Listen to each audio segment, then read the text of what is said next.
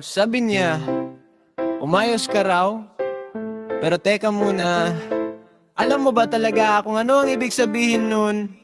Ayo, umayos ka at baka bimbangin kita. Narinig mo na yan diba, paulit-ulit na salita. Akala mo kung ano na, isip mo agad may kulay. Pero sandali lang bro, wag mo nang humusga. Noon ang bimbang ay bigwas suntok, pero ngayon nag-iba na ang ihip ng hangin. Isang salita, dalawang mundo ang kayang dalhin. Bimbang, dalawang kahulugan.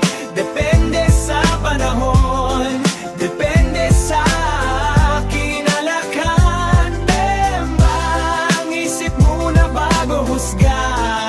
Hindi lahat ng salita bastos ang sadya.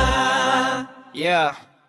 Sabi nila kasta, kung baboy ang usapan, kuyamit kung manok. Pagdating sa tao, biglang naging kitoyot. Ewan ko ba kabataan, kayo na ang nag-ayos niyan tol. Pero tandaan, hindi lahat ng bibig pareho ang diksyunaryong dala sa bawat salitang bitbit. Kaya kung may nagbanta, wag agad mag-assume, baka kamao ang kasunod, hindi romantic na tune. Bimbang, dalawang kahulugan.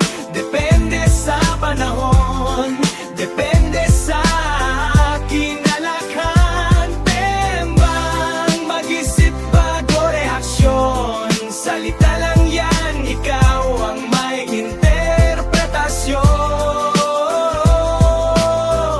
Hindi lahat ng bastos ay sadya. Hindi lahat ng biro ay malaswa.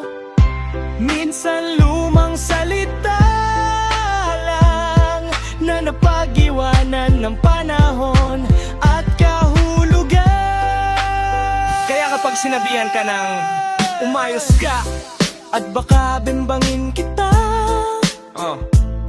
huminga ka muna, isip ka sandali. Wag assuming, wag judgmental, dahil baka suntok